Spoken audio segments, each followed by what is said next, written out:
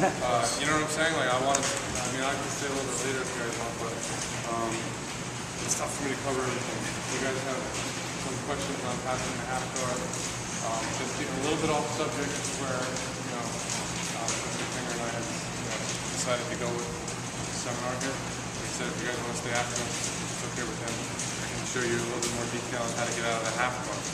Okay. Just for clarification on terminology, when Kevin has one leg trapped, his leg is half crossed. Okay.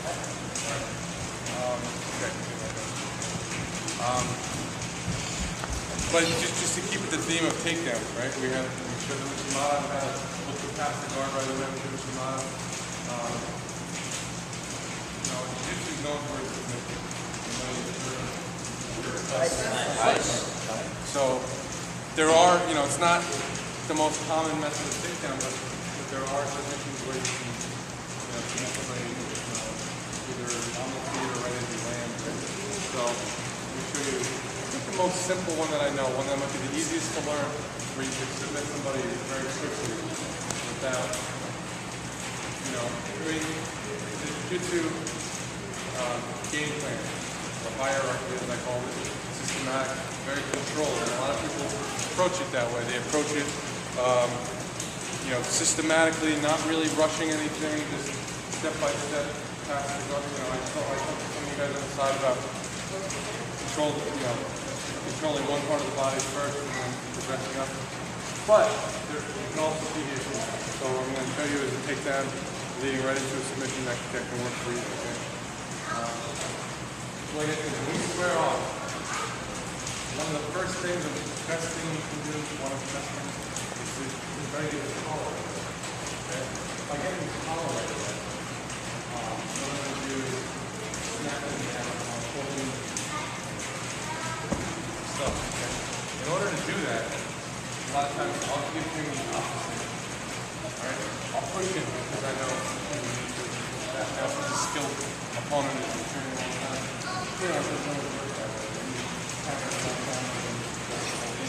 So I'm going to grab you, push back, and then I'm going to drop my knees. Really pull them back. It's not just my arm. Okay? It's not just pulling my arm. It's my whole body. Here. Snap him down. Okay? I'm going to put my fist on his foot on his back. Keeping my weight here. Notice how I'm going to stay on my toes because to the left. Body parts that I have on the ground, the more weight is into my opponent. So in other words, don't do what I'm about to do. If I put my chest here and I don't put my hand in the floor and my knees on the floor, I can maybe 5% of the body.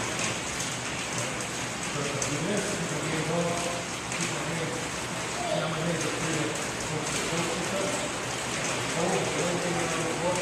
Now, when you land, so you just snapped him down. I had this hand on his collar. So what I'm going to do is take one hand, put it around his chin. I'm not touching his neck. I'm putting it around his neck. Right? In general terms, one hand is on his neck, and one hand is going under the armpit. Why don't I put two hands on the neck right away? It's because I don't have the same control. Okay? Staying under the armpits is better control, but I can't attack the neck. So if I attack the neck too early, he can get away. So one hand here and one hand under the neck. Now, I'm going to have Kevin posture up just so you guys can see a little bit better. I'm going to have my hand, and again, when he's down, I'm going to have my hand in his collar to the opposite side. Not the same side, but the opposite side. Right about collarbone level. Okay? So, here's your collarbone and bring down collarbone. Right about here, simple. Now when you grab a gi in jiu-jitsu, you can't be gentle with it, okay? I don't want you to you don't have to grab and tug it, but just your hand fully in and grab like you're swinging a hammer, right? Not like little finger grips or whatever, right? Okay? We've got collarbone level. This other hand was under his arm, so it goes back down, and you're here. Now what I'm going to do is, this hand I don't want deep right away. I don't want you to get it deep right away. What I want you to keep it shallow and then roll, okay? But instead of, I'm not gonna roll just flat like this. I'm gonna dive my head under here. Okay, let's do this. Now, what I do to finish is just keep, basically not let go, and drive this hand as deep as I can that way, and I square my body up so I'm on my knees. So I drive this hand deep this way, square my body up so I'm on my knees. Now he can't turn into me because I have the choke. He can't turn away from me because I have this arm, and I just pull. Okay? Alright? When I do this choke, this hand's under his head, this hand's on the collar, and I'm at a very powerful angle. It's like when you start a lawnmower. Hopefully some of you guys have chores at home, and parents make you mow the lawn once in a while, right? And so this hand on the collar, this is a very powerful angle for me to pull my arm back and finish that choke, right? And that's what jiu-jitsu is all about, is finding those angles where I apply the most force against the parts of his body that can defend it the least, all right? So, I'm trying to think of a silly example here. So if Kevin were here and opponent were here, and I wanted just to grab here and try to pull here, oh man, that's a weak angle because my arm's far away from my body, my elbow's far away, and this is not a strong angle. Anybody lift dumbbells once in their life knows you can't lift anything heavy like this, but I could.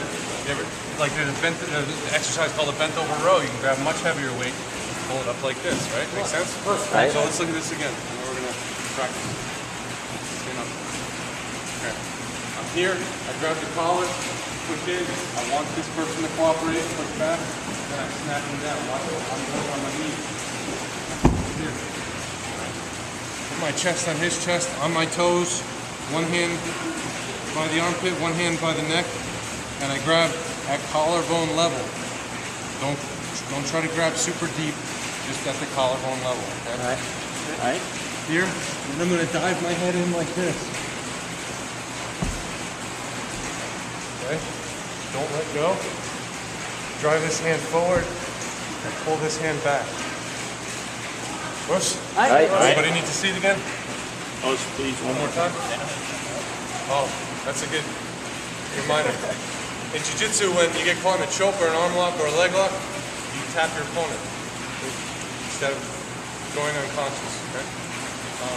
Chokes are very powerful. You can easily go unconscious or make someone go unconscious if you apply it correctly the way I jump. So when you feel it start getting tight, just tap your opponent, your partner in this case, at least 3 times on their body. Okay? If you tap on the mat, sometimes they can't hear it. Let's do this one more time. So, we're here, grab the collar, push in, strap him down. Okay? Chest on his back, grab at the collarbone level here.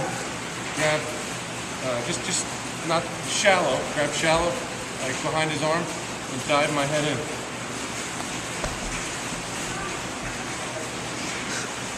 Okay? All right.